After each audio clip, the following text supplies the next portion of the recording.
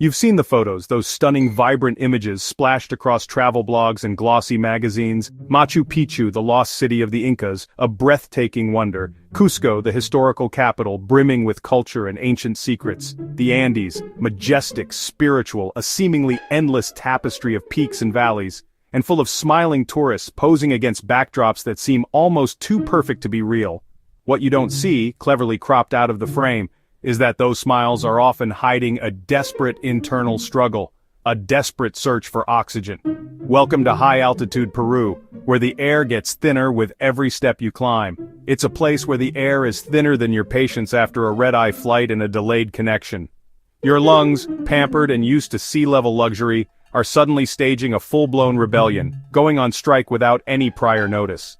The views are undeniably spectacular, a feast for the eyes, and they absolutely have to be, because you're going to be gasping for every single breath, fighting for each precious molecule of oxygen.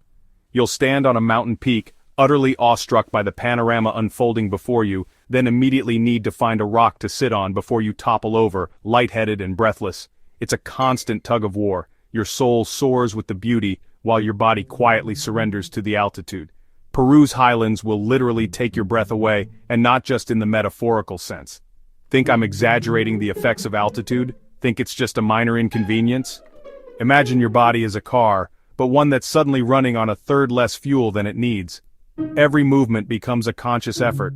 Walking up even a gentle hill feels less like a leisurely stroll and more like a dramatic death scene from a historical epic. The locals? The people who call these heights home? They glide by with an almost supernatural grace, carrying enormous sacks of potatoes up impossible inclines, barely breaking a sweat. Meanwhile, you're panting and wheezing after climbing just 3 stairs, feeling like you've just run a marathon. Earning a look of gentle pity, perhaps even a touch of amusement from those who are truly adapted to this environment. They're the superheroes of thin air, masters of their domain, seemingly immune to the challenges that plague us mere mortals. And you? You're the sidekick who just arrived, is already complaining, and is desperately searching for an oxygen tank. Here, breathing is a privilege, not a right, a precious commodity to be savored and fought for. The paradox is undeniably real, a constant push and pull between the magnificent and the miserable. The higher you go, the less you breathe. But the more you see, the more you experience, the more you understand the raw power of nature. Welcome to the club, the High Altitude Club, where the air is thin, but the memories are rich. So, take a deep breath, if you can manage it, that is. Let's see how you survive, and more importantly, let's see if you can still smile for the camera. At sea level, getting dressed is a simple, almost mindless routine. You barely even think about it. Your body just knows what to do, moving with practiced ease. Up here in the high altitudes of the Andes, it's an Olympic event. Every movement is a calculated decision, a test of endurance. Getting out of bed? That's the warm-up round. Move too fast and the room spins. A sudden rush can leave you lightheaded, gasping for air that feels thinner than usual. Brushing your teeth? Cardio. Each stroke is a miniature workout, your lungs burning with the effort. But the real test, the ultimate challenge, tying your shoes. Bending over feels like a deep-sea dive. The pressure builds, your head throbs, and your breath becomes shallow and ragged. Your head pounds, vision blurs at the edges, fingers fumble with the laces, refusing to cooperate. It's a battle against your own body. You race to finish before you black out, a silent, desperate struggle against the altitude's relentless grip. When you finally stand up, victorious, you feel like you've conquered Everest. A wave of relief washes over you, a small but significant triumph. Forget running a 5K. Your new achievement is putting on socks without seeing stars. It's a milestone worthy of celebration. Carrying groceries upstairs? That's a near-death experience. Each step is a monumental effort, your lungs screaming for oxygen. You collapse at your door, gasping, while locals stroll by unfazed, their bodies perfectly adapted to the thin air. But you adapt. You learn tricks, put your foot on a chair, take stairs one at a time, rest often. You move with sloth-like precision, conserving energy, each movement deliberate and measured. Back home, they'd call it lazy. Here, it's survival. It's a necessary adaptation to a challenging environment. You're not lazy, you're acclimatizing. Your body is working overtime to adjust to the lack of oxygen. It's a badge of honor when you explain why it took 20 minutes to get dressed. It shows you're facing the challenge head-on. Every task is a victory. You learn to celebrate the small wins, the everyday accomplishments that would be taken for granted at sea level. Welcome to your new normal. Take it slow. You'll need the energy. Conserve it wisely, and you'll conquer these mountains one step at a time. Peruvian food is legendary. Ceviche, lomo saltado, ají de gallina. But try cooking at high altitude and you enter a world where water boils at 90 degrees Celsius. Your pasta? Half raw, half mush. Hard-boiled eggs? More like warm, runny science experiments. Baking? Cakes rise with hope, then collapse in defeat. Bread looks like it lost a fight with a llama. You become a reluctant chemist, muttering about air pressure and gluten. Eventually you surrender and buy a pressure cooker. Or just eat out. Local restaurants have mastered the art. You marvel as you chew your crunchy noodles. The answer to your culinary woes? You went up. Way up. Adapt or starve. Pressure cookers become prized possessions. Or, you just let the pros handle it. The locals have it down to a science. You, meanwhile, are still figuring out how to boil water. Welcome to high-altitude cooking. It's not for the faint of heart, or the impatient. Bon appétit. Before you arrive, everyone warns you about altitude sickness. The symptoms? Headache, nausea, dizziness, a hangover without the party. The local cure, coca leaves. Yes, those coca leaves. Here, they're just leaves, chew them or drink as tea. You stuff a wad in your cheek, let it sit, and your mouth goes numb. It tastes like eating a bush, and you look ridiculous, but maybe it helps. Or maybe it's just a distraction from your headache. There are other remedies: oxygen cans for a quick fix, pills with tingling side effects. Your choices: headache, numb face, or tingly fingers. Welcome to Andean healthcare. You'll try anything for relief. The locals swear by it. You just hope for the best, and keep chewing. Americans, by and large, live life on flat ground. We build our cities on plains, our suburbs sprawl across gentle slopes. Our biggest challenge is often humidity, not altitude. We're accustomed to a world where breathing is effortless, where the ground beneath our feet is stable and predictable. But drop a flatlander in the Andes, and the real shock isn't just the culture, it's the physics. It's a sudden, visceral understanding of how much we take for granted.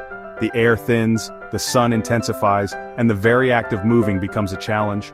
Suddenly, breathing is no longer an automatic function, it's a conscious effort, a deliberate act of survival. Each inhale feels insufficient, each exhale a struggle.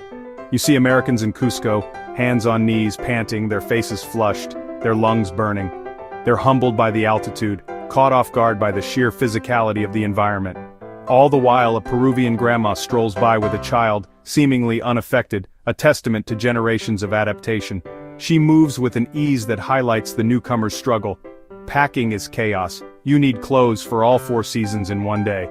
The weather shifts dramatically, from scorching sun to freezing winds, often within the span of a few hours. Layering becomes an art form, a constant negotiation with the elements. Tourists start in shorts, optimistic about the sunshine, only to end up shivering, desperate for an alpaca sweater, a tangible symbol of their acclimatization. The local markets thrive on this sartorial necessity. Physical exertion is redefined. What once felt like a moderate workout now becomes an epic undertaking. A gentle walk is a 3-hour uphill trek at 15,000 feet, a lung-busting ascent that tests the limits of your endurance. The concept of flat takes on a whole new meaning. Guides call it Peruvian flat, with a knowing smile. It's a lie, a blatant, beautiful lie.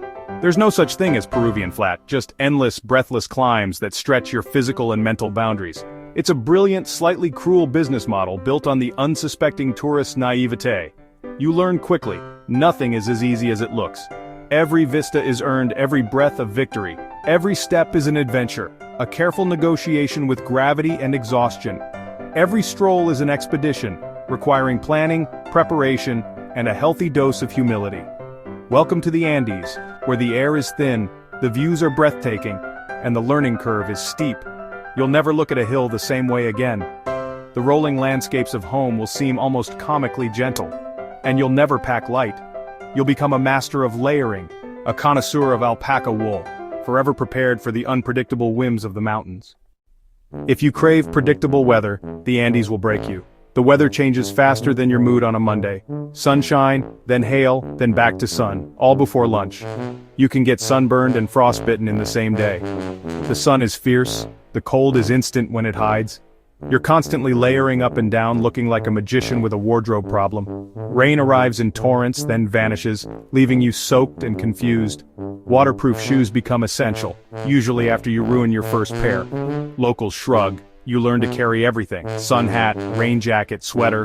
Weather apps are useless. Just look at the sky and hope. It's meteorological chaos, but it keeps you humble. You adapt, or you freeze. Welcome to the world's wildest weather. The highlands are llama and alpaca country. They're everywhere, on postcards, sweaters, and sometimes the menu. Tourists rush for selfies, but beware, llamas spit, and it's not just saliva. One wrong move and you're wearing green goo. Alpacas are friendlier, smaller, fluffier, and the source of that irresistible wool. You'll learn to tell them apart. Llamas are bigger with banana ears, alpacas are smaller and pointy-eared. Herds block traffic, llamas block shop doors, and you'll have a favorite neighborhood alpaca. They're not just animals, they're your unpredictable, fluffy neighbors. Respect their space or risk a spit shower. You'll never forget your first llama encounter, and you'll never stop buying alpaca sweaters. Still want to move to the Andes? You're brave or stubborn. First, forget about being in a hurry. Move slow or regret it. Your new mantra: I'll get there when my lungs agree. Master the art of layering. Fashion is now about survival, not style. You'll wear every piece of clothing you own, sometimes all at once. Learn to love coca tea.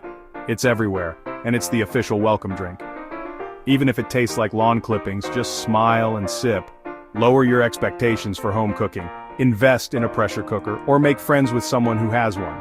Otherwise, get used to crunchy beans and chewy pasta. Adaptation is your new superpower. Welcome to life at the top of the world. Is high-altitude Peru for everyone? Definitely not. If you love easy breathing and cooked pasta, think twice. This place challenges you, body and soul. But for all the gasping and grumbling, there's magic here. The views are jaw-dropping, the culture ancient and rich. You earn every small victory, climbing stairs, making hot tea, chatting with locals. The struggle makes the reward sweeter. You laugh at your breathlessness, find charm in the chaos, and even respect the spitting llama. This life is for adventurers, those who find beauty in the struggle. It's for anyone who wants a life that's truly breathtaking. Just remember to breathe, when you can. If you manage that, you'll find it's worth every gasp. Welcome to the top of the world.